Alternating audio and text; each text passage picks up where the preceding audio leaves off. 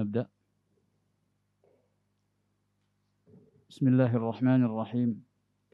السلام عليكم ورحمة الله وبركاته.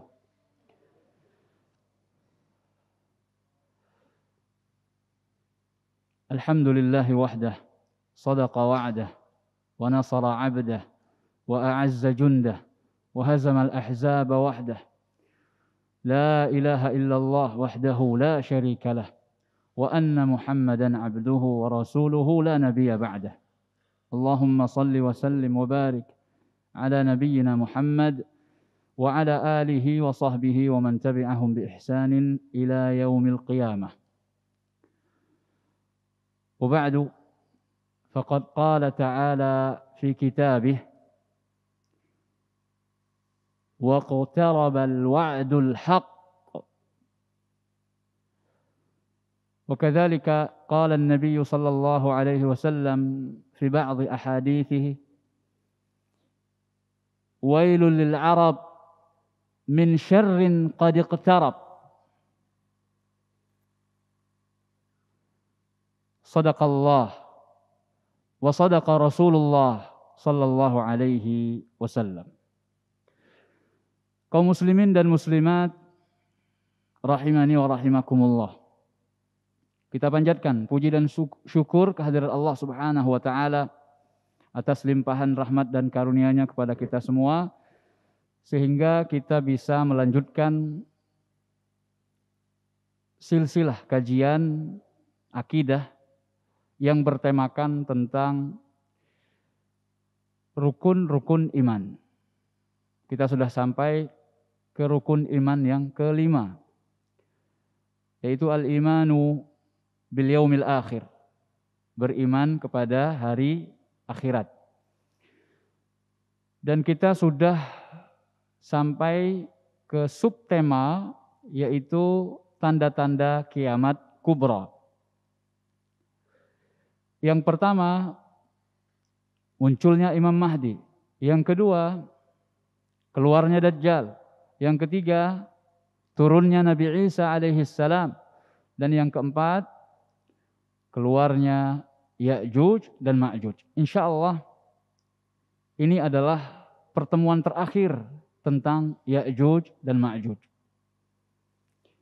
Oleh karena itu, kita beri judul kajian kita kali ini dengan mengungkap kerancuan, membantah kerancuan seputar Ya'juj dan Ma'juj. Ma'asyiral muslimin rahimani wa rahimakumullah. Di muqaddimah saya mengutip firman Allah Subhanahu wa taala. Surat Al-Anbiya ayat 97. Yaitu ayat setelah pembicaraan tentang Ya'juj dan Ma'juj. Apa kata Allah? Waqtarabal wa'dul haq. Dan telah dekat, semakin dekat al-wa'dul haq, janji Allah yang hak. Kemudian saya mengutip hadis Nabi sallallahu alaihi wasallam yang diriwayatkan oleh Al-Imam Al-Bukhari dan Muslim dari Zainab bintu Jahsh. Wailul lil Arab min syarrin qad iqtarab. Celaka bagi orang-orang Arab terhadap keburukan yang semakin dekat, fitnah yang semakin dekat.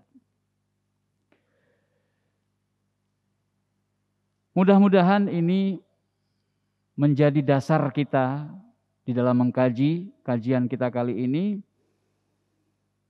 Allah dan Rasul-Nya telah menegaskan sesuatu yang akan terjadi nanti di hari kiamat.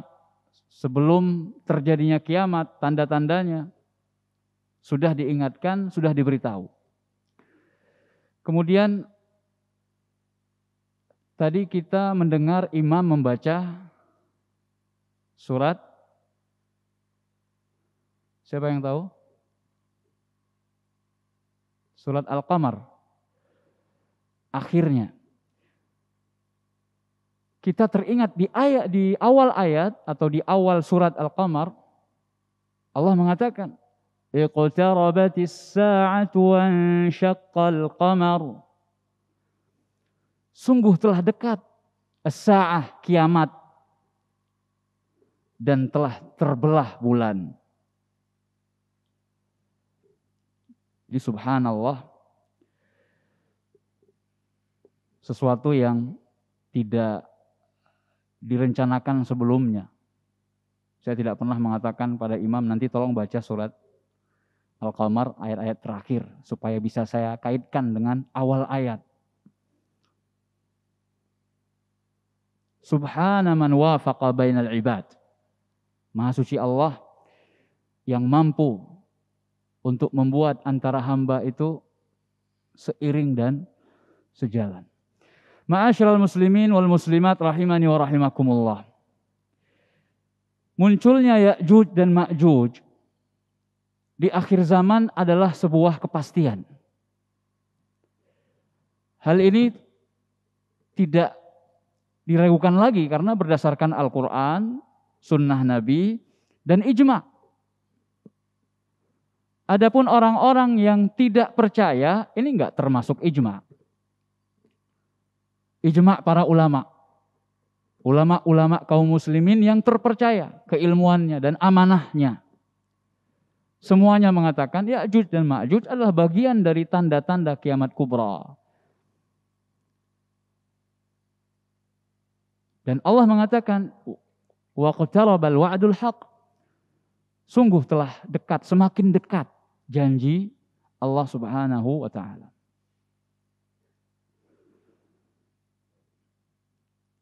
Allah menceritakan tentang Ya'juj dan Ma'juj dalam Al-Quran, surat Al-Kahfi ayat 94. Dari 94 sampai beberapa ayat setelahnya, pada saat menceritakan kisah Dzulqarnain. Kemudian di surat Al-Anbiya ayat 96. Bukankah itu sudah cukup untuk kita jadikan sebagai keimanan kita, kalau itu akan dan bakal terjadi. Rasulullah SAW dalam banyak hadisnya juga menyebutkan tentang Ya'juj dan Ma'juj. Kurang apa lagi? Tinggal kita beriman atau tidak. Nah, ada sebagian orang yang tidak percaya terhadap hakikat dari Ya'juj dan Ma'juj. Sebagian mereka mempertentangkan antara satu hadis dengan hadis yang lain, padahal sama-sama sahih. Sehingga menurut mereka ini adalah kontradiksi dan ini merupakan kerancuan. Dalam hadis ini dikatakan begini, hadis yang lain lagi ceritanya. Kata mereka, ini menunjukkan adanya masalah. Akhirnya mereka tolak hadis-hadis Nabi yang jelas-jelas sudah keabsahannya, hanya gara-gara menurut logika mereka atau akal mereka ada pertentangan, ada tanaqud. Inilah yang disebut dengan kerancuan. Dalam bahasa Arab disebut dengan syubuhat. Nah, mari pada kajian kali ini kita akan berusaha untuk menanggapi syubuhat tersebut. Supaya harapan kita bagi orang yang masih ragu tentang kebenaran Ya'juj dan Ma'juj, kembali, rujuk kepada manhaj yang benar, metode beragama yang benar, khususnya ketika membahas atau mengimani masalah akidah. Kaum muslimin dan muslimat yang dimuliakan Allah Subhanahu wa taala. Di antara kerancuan yang dipermasalahkan dalam hal Ya'juj dan Ma'juj adalah yang terdapat di dalam hadis Nabi yang saya nukil tadi dari Zainab bintu Jahsh tentang lubang tembok Ya'juj dan Ma'juj yang katanya sudah sebesar simbol oke.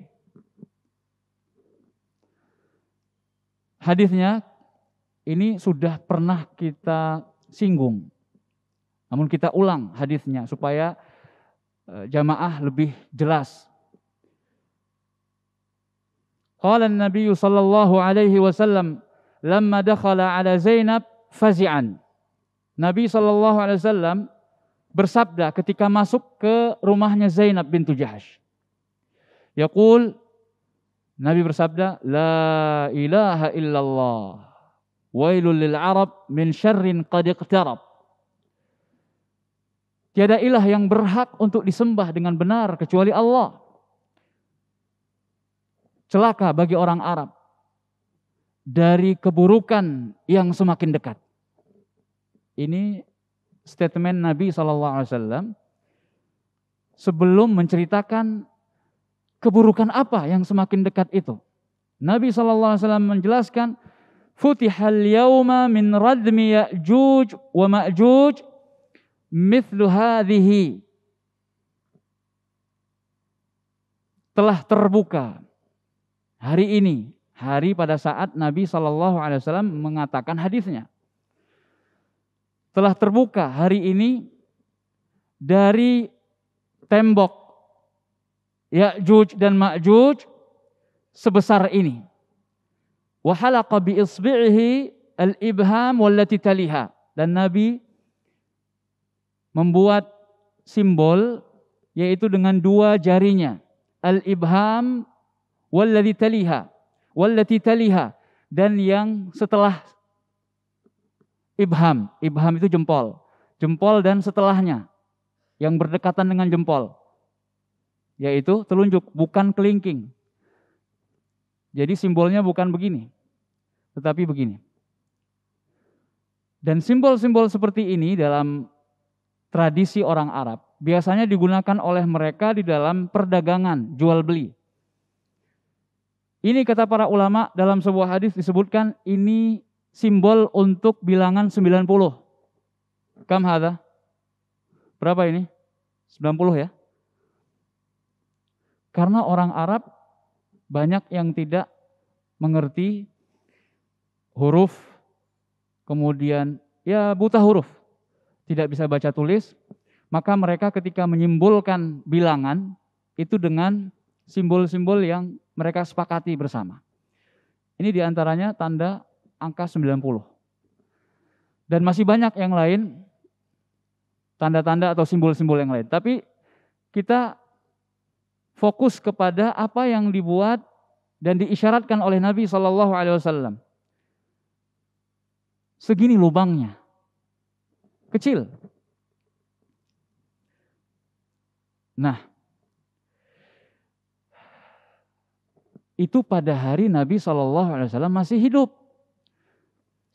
Ini dipertanyakan oleh orang-orang yang tidak percaya. Di zaman Nabi katanya sudah sebesar lubang oke. Ini kan kalau bahasa kita oke. Sekarang sudah sebesar apa lubangnya? Sudah hampir 1.500 tahun. Sejak Nabi mengabarkan yang demikian. Kenapa belum keluar juga? Memangnya sebesar dan setebal apa tembok atau bendungan yang dibangun oleh Dzulqarnain untuk mengurung Ya'juj dan Ma'juj? Sehingga 15 abad kurang lebih belum keluar-keluar juga. Maka kita tanggapi. Yang pertama, ma'asyiral muslimin wal muslimat rahimakumullah. Kita katakan, hadis Nabi SAW yang sahih itu harus lebih didahulukan daripada akal dan logika. Ini cara beragama yang benar. Ini pemahaman Ahlus Sunnah wal Jamaah yang sahih. Bukan yang sekedar mengaku-ngaku Ahlus Sunnah. Ahlus Sunnah sejati adalah yang mengedepankan wahyu daripada akal. Dan kita tahu hadis Nabi SAW yang sahih adalah bagian dari wahyu yang Allah berikan untuk nabinya yang mulia, nabi yang terakhir, Nabi Muhammad SAW. Dalilnya Nabi SAW pernah bersabda, Ala utitul Qur'an, ala inni utitul Qur'an wa mithlahu ma'ah. Ketahuilah, sesungguhnya aku diberikan Al-Quran dan yang semisalnya dengannya. Ini hadis Nabi diriwayatkan oleh Imam Abu Dawud, wa Tirmidzi, wa Ibnu Majah.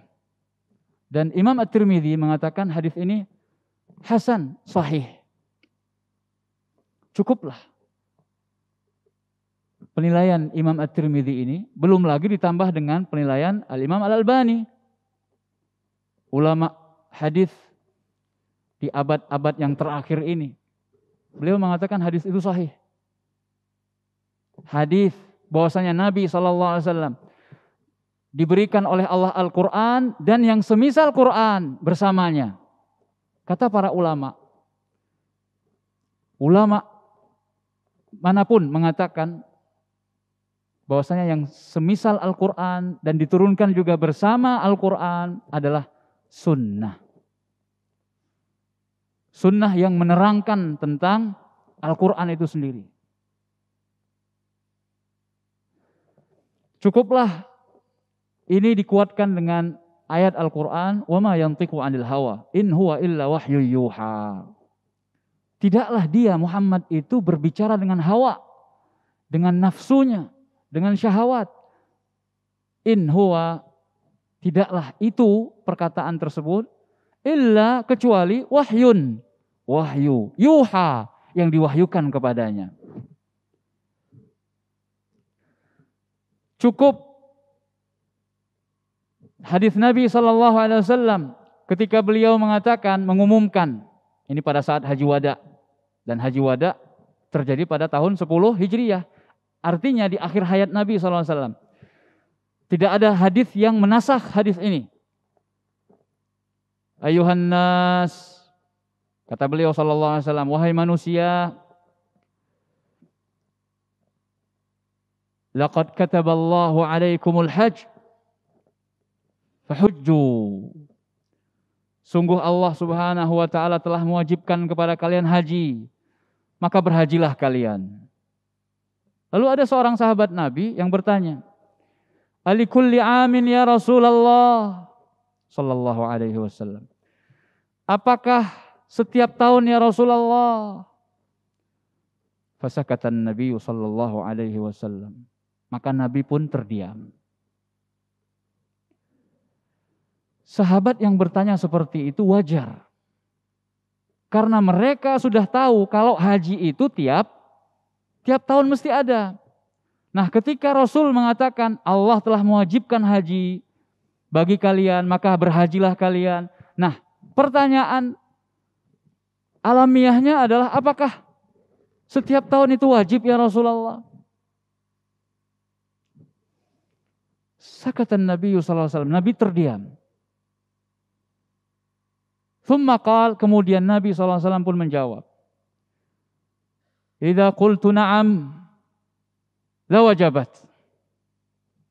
Kalau aku mengatakan iya, maka sungguh menjadi wajib bagi kalian. Tapi kenapa Nabi SAW tidak mengatakan iya?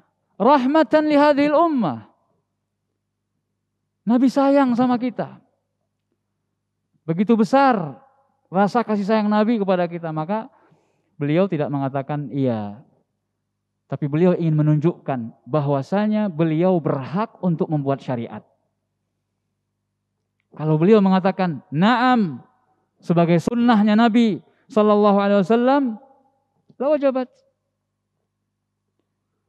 Allah mewahyukan kepada Nabi kita Muhammad sallallahu alaihi wasallam agar sampaikan kepada umatmu bahwa mereka hendaknya berhaji.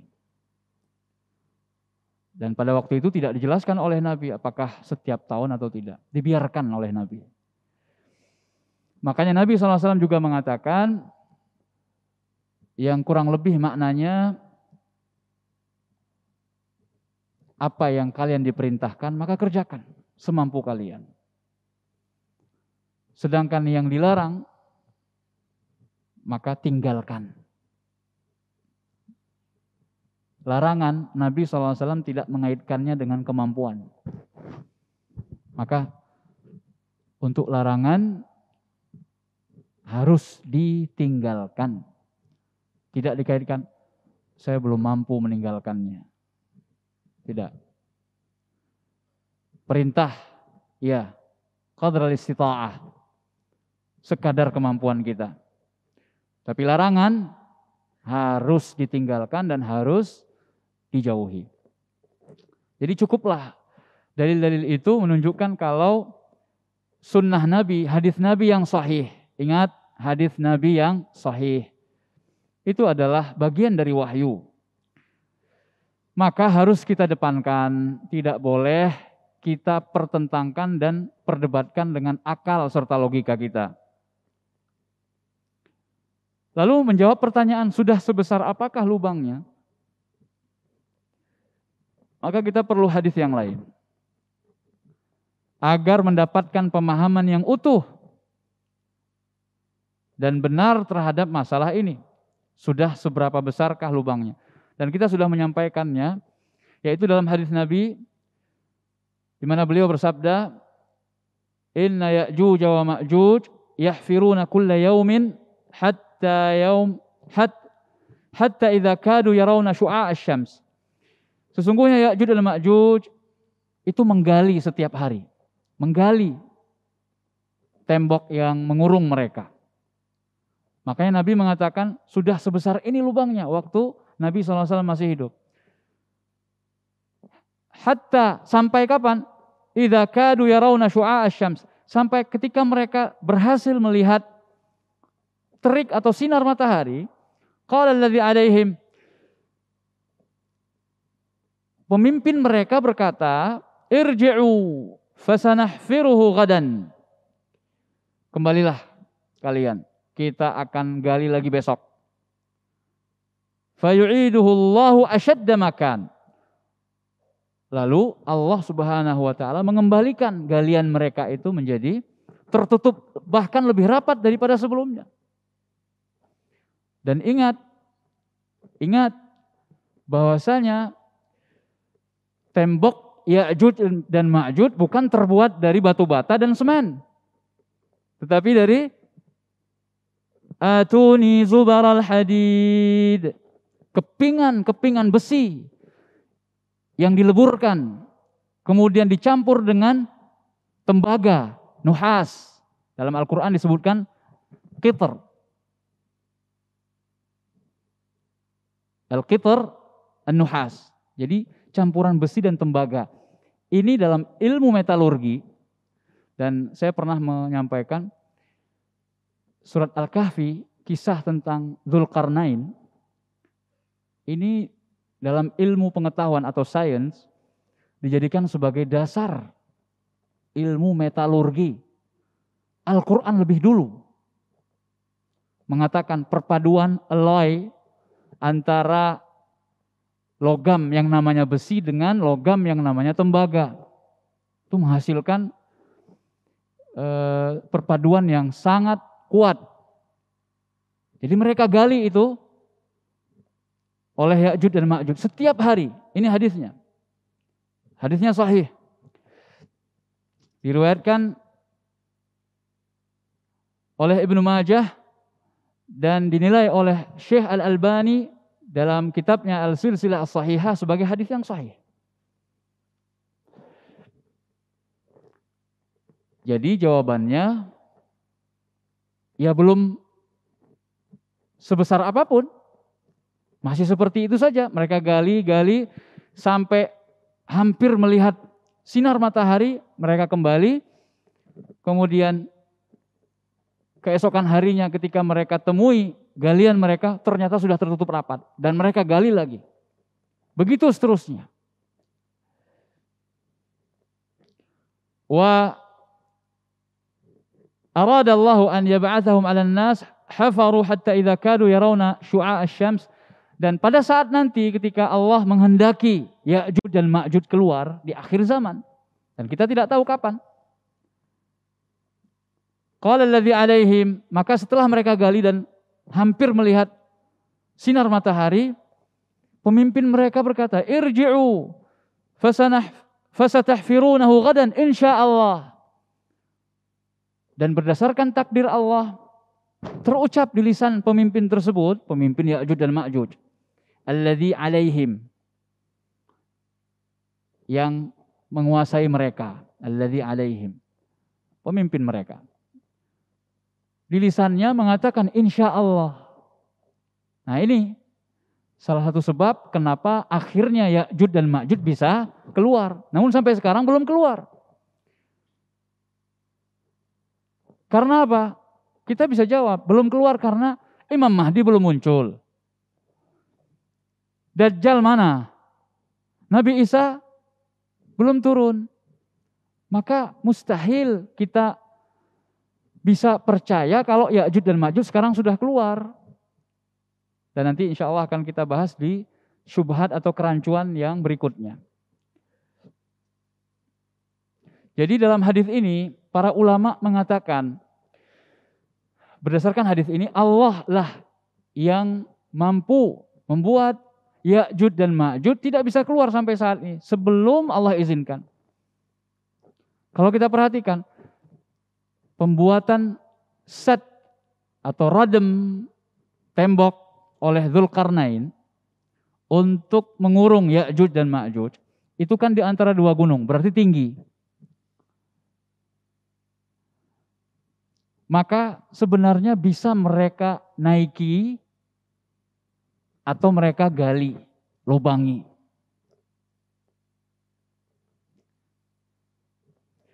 Makanya Allah Subhanahu wa taala dalam akhir kisah Dzulqarnain, famasta'u ayyadhharuhu wa masta'u lahu naqba. Mereka tidak mampu untuk menaikinya, terbuat dari besi dan tembaga. Mungkin di antara kita atau orang yang tidak percaya mengatakan, masa sih nggak bisa mikir tuh Ya'juj dan Ma'juj, buat tangga setinggi gunung yang dulu pernah, dua gunung, di antara dua gunung itu. Atau kayak Panjat Pinang. Apa enggak terpikir seperti itu? Wallahu a'lam. Kata para ulama, Allah sangat mampu untuk membuat agar Ya'juj dan Ma'juj tidak pernah berpikiran untuk melompat.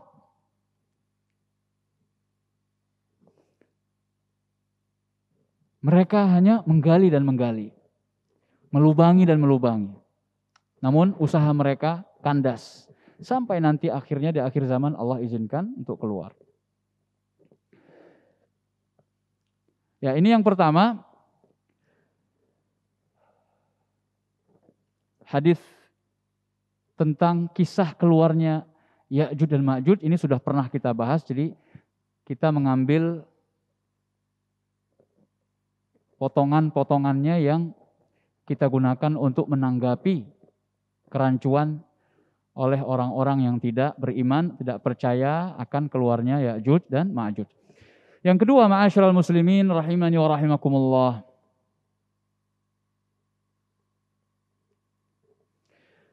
Kerancuan berikutnya, mereka mengatakan kalau memang benar Ya'juj dan Ma'juj akan keluar, atau ada,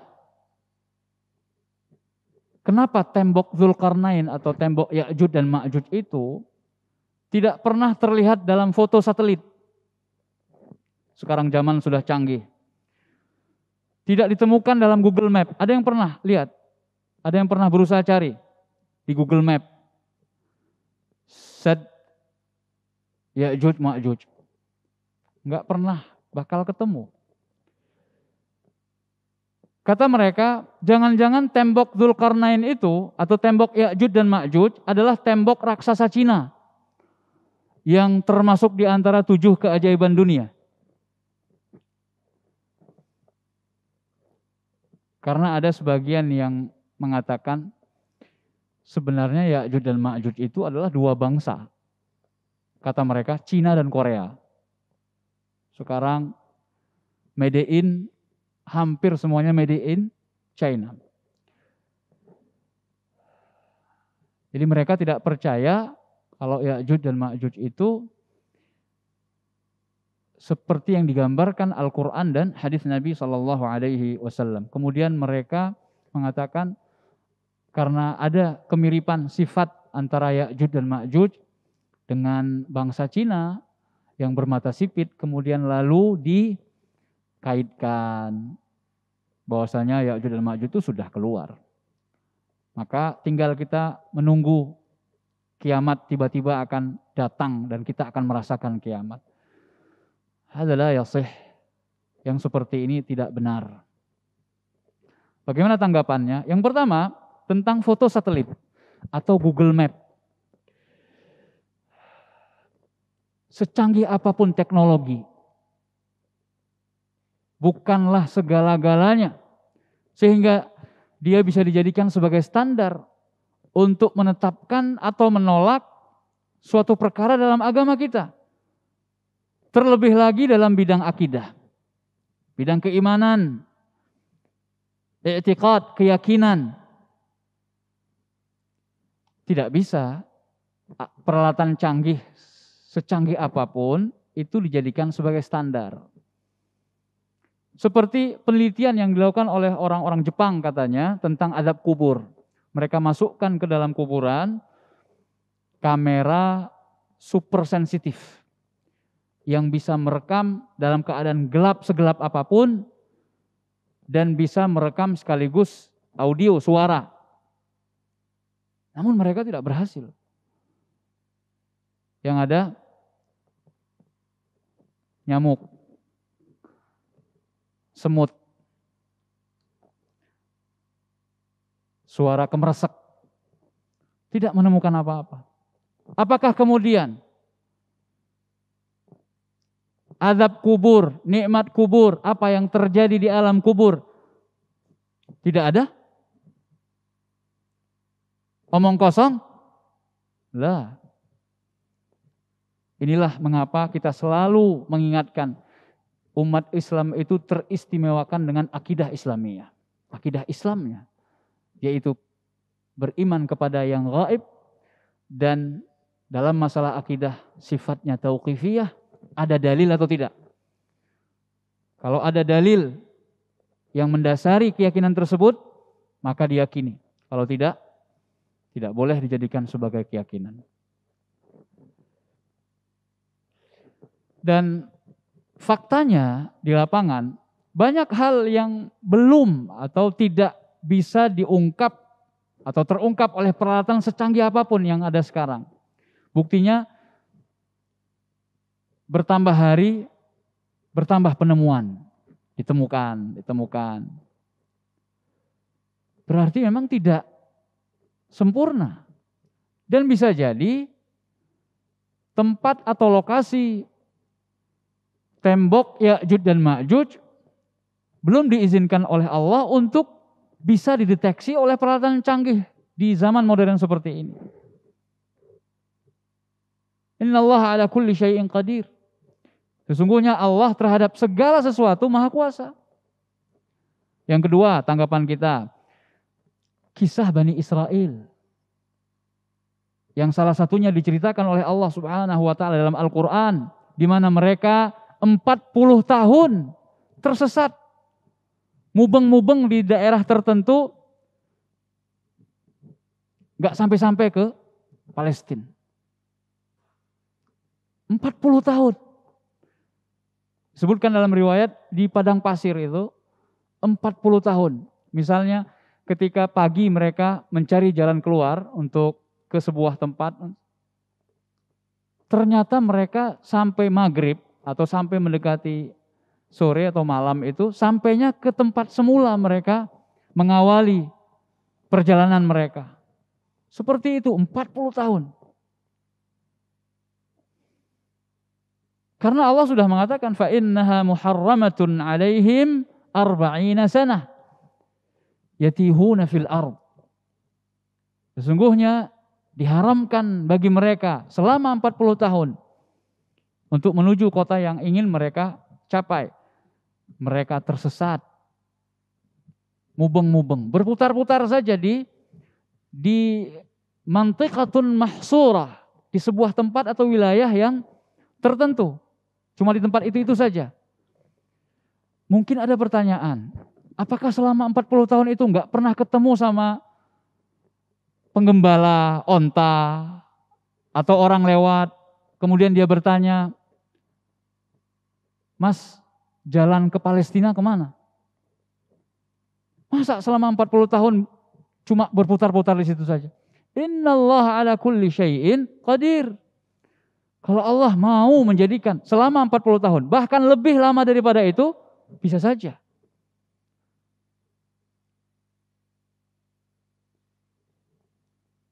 Nah, ini terjadi, sudah terjadi 40 tahun lamanya Bani Israel berputar-putar di tempat tersebut, tidak bisa mencapai tempat yang dia inginkan. Dan itu semuanya atas kehendak Allah Subhanahu wa taala. Begitu pula dengan permasalahan Ya'juj dan Ma'juj. Apa susahnya bagi Allah? Tidak mustahil untuk membuat agar tempat tembok Ya'juj dan Ma'juj ini belum terdeteksi. Kemudian yang ketiga, tanggapan kita, tidak melihat sesuatu itu bukanlah berarti tidak adanya sesuatu tadi.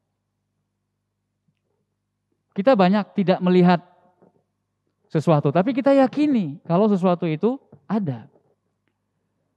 Begitu pula dengan tembok Dzulqarnain atau tembok Ya'juj dan Ma'juj.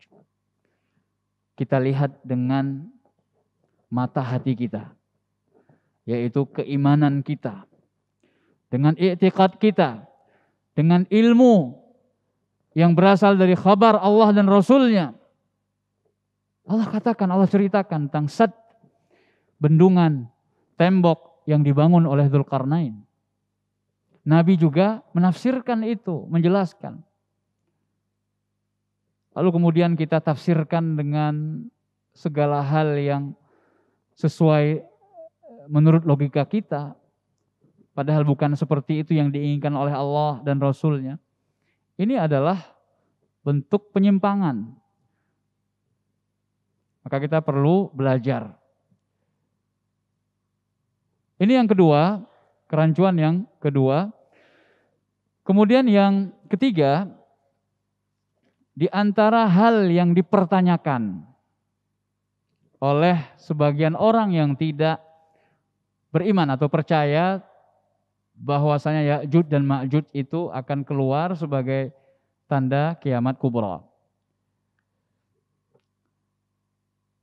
Kemarin kita sudah pernah menceritakan bahwa Ya'juj dan Ma'juj itu ketika telah berbuat kerusakan di muka bumi, semua orang-orang sudah berhasil dia kalahkan. Lalu mereka mengatakan, "Ghalabna ahlal ard." Kita sudah kalahkan penduduk bumi. Sekarang kita akan bertarung melawan penduduk langit.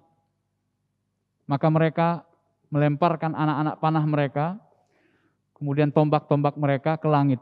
Lalu Allah fitnah mereka, uji mereka dengan mengembalikan tombak dan panah-panah itu berlumuran darah.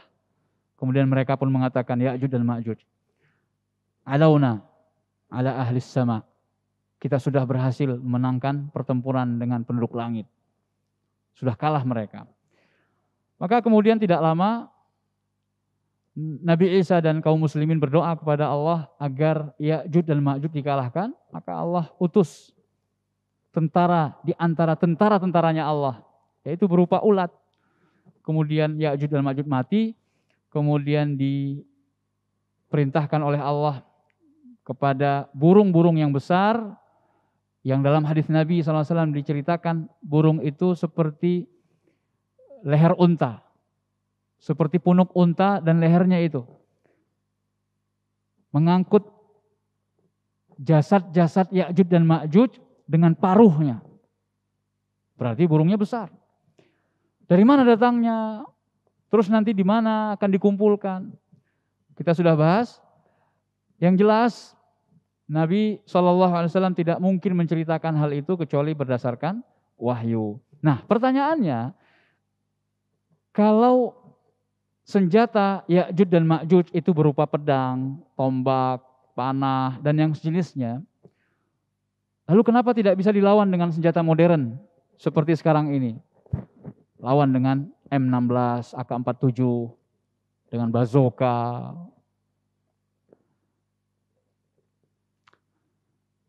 Tanggapannya insya Allah setelah kita mendengarkan azan salat Isya dikumandangkan.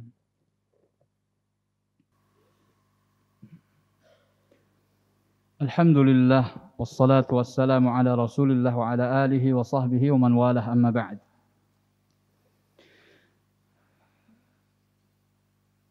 Kalau senjata Ya'juj dan Ma'juj seperti senjata yang digunakan pada zaman dahulu kala, lalu kenapa tidak bisa dilawan dengan senjata modern? Tanggapan kita yang pertama, senjata di akhir zaman nanti akan kembali seperti zaman dahulu yang menggunakan pedang, tombak, panah, dan yang sejenisnya. Ini berdasarkan hadis Nabi SAW yang sahih, yang diriwayatkan oleh Imam Muslim dalam kitab sahihnya. Hadisnya panjang, yang intinya adalah hadis yang berbicara tentang pertempuran antara kaum muslimin dengan orang-orang kufar dalam rangka untuk pembebasan kota Konstantinopel yang sekarang adalah kota Istanbul di Turki. Itu akan jadi rebutan nanti di akhir zaman. Dan kaum muslimin berhasil merebutnya, dan cara merebutnya bukan dengan perlawanan bersenjata, tetapi dengan takbir. Dengan takbir. Makanya yang dimaksudkan ini bukanlah pembebasan kota Konstantinopel yang terjadi pada pemerintahan Muhammad Al-Fatih. Memang dia adalah yang pertama dari kaum muslimin yang berhasil merebut kota Konstantinopel. Tetapi nanti di akhir zaman akan terjadi peperangan kubra, peperangan yang lebih besar lagi antara kaum muslimin dengan kufar. Nah, intinya dalam hadis tersebut, pada saat kaum muslimin sudah berhasil merebut kota Konstantinopel untuk terakhir kalinya, sebelum keluarnya Dajjal. Pada saat itu mereka sedang menggantungkan pedang-pedang mereka di pohon zaitun. Adanya pohon zaitun disebutkan dalam hadis ini menunjukkan bahwa kejadian itu di akhir zaman nanti kaum muslimin itu mayoritasnya berada di wilayah Syam, wilayah Suriah, Palestina, wilayah utara Madinah, kota Nabi SAW. Karena pohon zaitun banyak diproduksi atau tumbuh di sana. Makanya ada ulama tafsir yang mengatakan wattini wazzaitun wa turi sinin wa hadzal baladil amin. 3 ayat itu menunjukkan dan menjadi wakil dari 3 nabi yang diutus oleh Allah. Wattini wazzaitun. Ini adalah daerahnya Nabi Isa. Palestina, Baitul Lahm, ya, terkenal dengan buah tin dan zaitunnya. Wa turi sinin. Tursina, siapa yang terkenal dengan Tursina? Nabi Musa. Wa hadzal baladil amin. Dan kota yang aman ini, pada saat wahyu diturunkan Nabi berada di Makkah. Karena surat At-Tin, surat Makkiyah atau Madaniyah? Makkiyah. Jadi seakan-akan Allah bersumpah dengan sesuatu yang mengisyaratkan ketiga nabi tersebut. Jadi hadis ini, hadis yang sahih menggambarkan bagaimana nanti suasana di akhir zaman. Kaum muslimin akan menggunakan senjata-senjata yang dulu pernah digunakan. Walaupun di antara ulama ada yang berbeda pendapat tentang senjata yang akan digunakan di akhir zaman. Tapi yang rajih, yang lebih kuat dalam hal ini adalah sebagaimana zahirnya hadis. Dalam hadis diterangkan oleh Rasul sesuai apa yang dipahami oleh para sahabat waktu itu. Pedang ya pedang. Tidak bisa kita tafsirkan pedang itu ya AK-47. Pedang tajam, ya peluru juga tajam, bisa menembus. Jadi ditakwil, ini tidak boleh. Ini berlebihan. Ada yang mengatakan, dulu kan para sahabat teknologinya belum sampai. Makanya diibaratkan oleh Nabi seperti pedang. Terus tombak berarti rudal. Lebih panjang lagi. Panah roket. Wallahu a'lam. Kita meyakini apa yang digambarkan oleh Nabi Shallallahu Alaihi Wasallam dalam hadis-hadisnya yang sahih tanpa mentakwil. Takwil itu boleh kalau ada dalilnya. Selama tidak ada dalil yang menerangkan bahwa takwil kita itu sahih, benar, maka harus kembali kepada zahir. Yang pertama sekali terbetik ketika ungkapan atau lafaz itu diucapkan. Pedang ya pedang. Dan ini juga mengingatkan kita kepada tafsir. فَمَنْ يَعْمَلْ مِثْقَالَ ذَرَّةٍ خَيْرًا يَرَهُ. Tafsir dzarrah. Orang sekarang menafsirkannya dengan atom, ya. Padahal dzarrah di kitab-kitab para ulama menjelaskan dia adalah semut kecil yang paling kecil yang biasa hinggap di gula itu. Jadi kalau beramal kebaikan sekecil semut itu sekalipun Allah akan beri balasan. Karena pada waktu wahyu diturunkan nggak mungkin kita tafsirkan dzarrah itu atom. Para sahabat yang nggak tahu atom. Sekarang pun sebaiknya kita menggunakan tafsir yang dipahami oleh semua orang. Semut. Siapa yang nggak tahu semut? Jadi jelas sekali hadisnya yang menerangkan bahwa di akhir zaman nanti peperangan akan berlaku dengan menggunakan senjata-senjata tradisional, pedang, tombak, dan panah. Kemudian yang terakhir dari kerancuan atau syubhat yang dilontarkan oleh orang-orang yang tidak percaya dengan Ya'juj dan Ma'juj sebagai tanda kiamat kubra. Mereka mengatakan, apakah ada yang melihat tembok Ya'juj dan Ma'juj? Atau bahkan mereka mengatakan, ada enggak yang melihat Ya'juj dan Ma'juj sebelum dia keluar? Sebagaimana Dajjal dulu pernah dilihat oleh seorang sahabat yang bernama Tamim Ad-Dari sebelum Dajjal keluar. Jadi mereka menganalogikan Dajjal sebelum keluar, dia sedang dirantai di sebuah jazirah al-bahr, di sebuah pulau di lautan, sempat dilihat oleh Tamim Ad-Dari secara tidak sengaja. Nah, pertanyaannya, apakah tembok Ya'juj dan Ma'juj atau bahkan Ya'juj dan Ma'juj itu ada yang pernah melihatnya? Ya, ini pertanyaan yang sengaja dilontarkan. Sama sekali tidak mengurangi keimanan kita tentang berita yang dikabarkan oleh Allah dalam Al-Quran dan sunnah Rasulullah SAW dalam hadisnya. Yang pertama kita katakan, kalau temboknya atau bendungannya itu yang dibangun oleh Dzulqarnain, maka bisa jadi ada yang melihatnya, tidak mustahil. Karena ada hadis Nabi SAW dalam kitab Sahih Bukhari, beliau meriwayatkan hadis mu'allaq, hadis yang tidak disebutkan sanadnya. Langsung menyebutkan qala rajulun. Jadi walaupun mu'allaq tapi bentuknya jazm. Ini dalam ilmu hadis disebut mu'allaq majzum. Maka hadisnya sahih.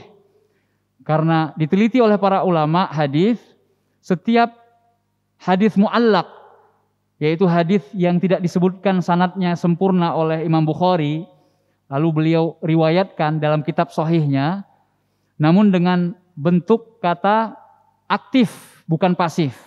Nah, ini majzum namanya. Maka di dalam kitab hadis yang lain ditemukan bahwasanya hadis itu bersanad sampai kepada Rasul Shallallahu Alaihi Wasallam.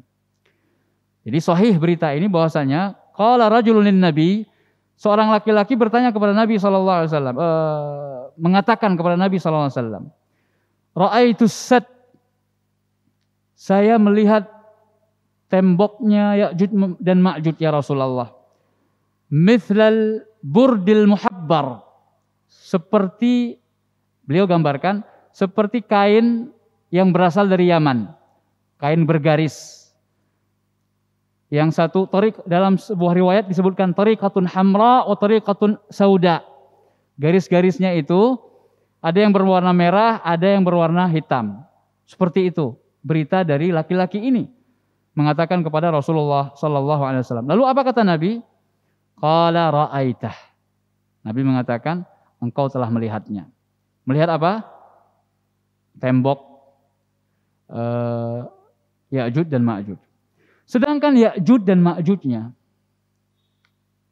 maka tidak ada nas, tidak ada kabar yang menceritakan kepada kita bahwa ada di antara umat ini yang pernah melihat Ya'juj dan Ma'juj. Wallahu a'lam. Ala kulli hal, apapun lontaran syubhat atau kerancuan yang disampaikan oleh orang-orang yang tidak beriman kepada salah satu tanda kiamat kubra ini, maka semuanya ada tanggapannya. Semuanya bisa dibantah dan ditunjukkan kesalahan serta kekeliruannya. Yang benar adalah apa yang Allah sampaikan dalam firman-Nya dan apa yang disabdakan oleh Rasulullah SAW dalam hadisnya.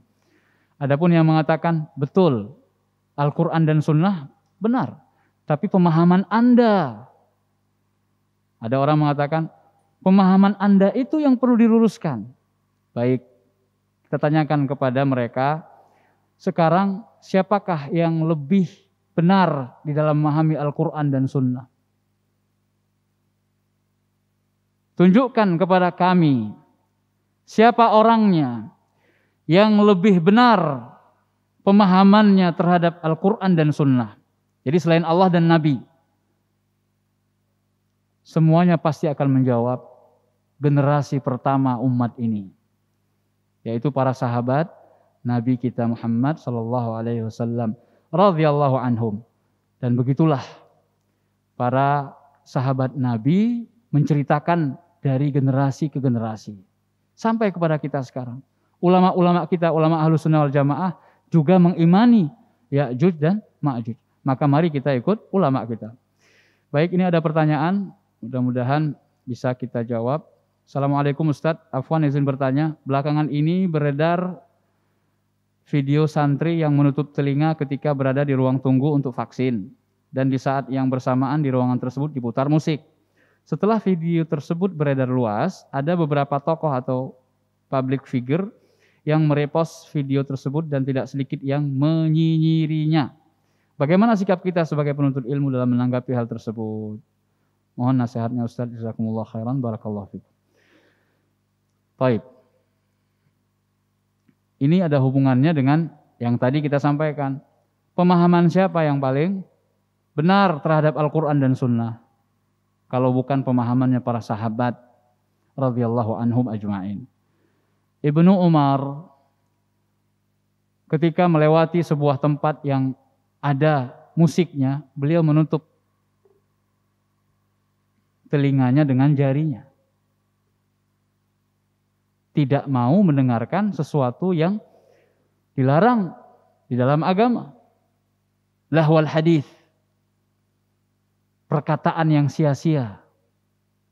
Lahwal hadis, menurut ulama tafsir, al-musiqa, al-ghina, nyanyian dan musik. Ini pemahaman sahabat yang menutup telinga mereka dengan jari mereka ketika mendengar musik.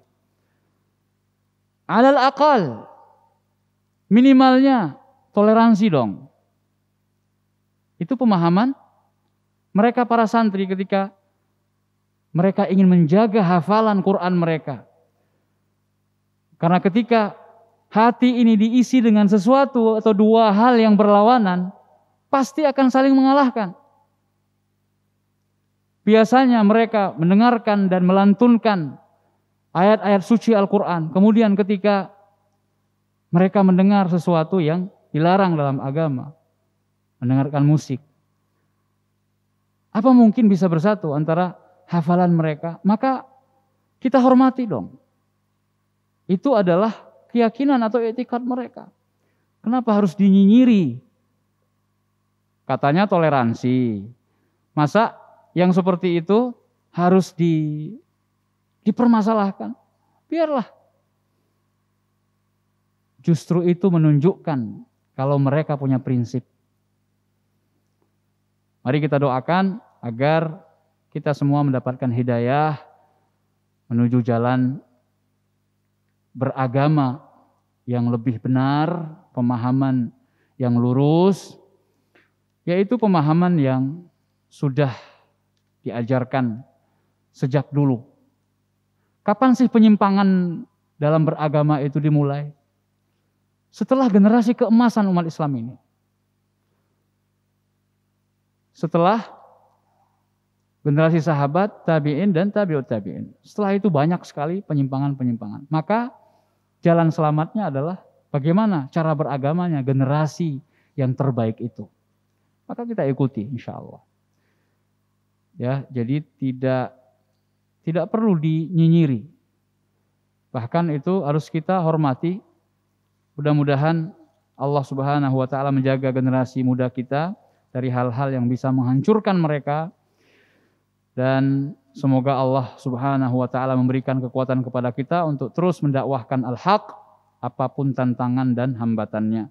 Mudah-mudahan kajian ini menutup pembahasan kita tentang Ya'juj dan Ma'juj. Insyaallah akan kita lanjutkan kembali tanda-tanda kiamat kubra yang lainnya pada pertemuan-pertemuan yang akan datang biiznillah. Mari kita tutup dengan doa kafaratul majlis. Subhanakallahumma wa bihamdik, asyhadu an la ilaha illa anta astaghfiruka wa atubu ilaik.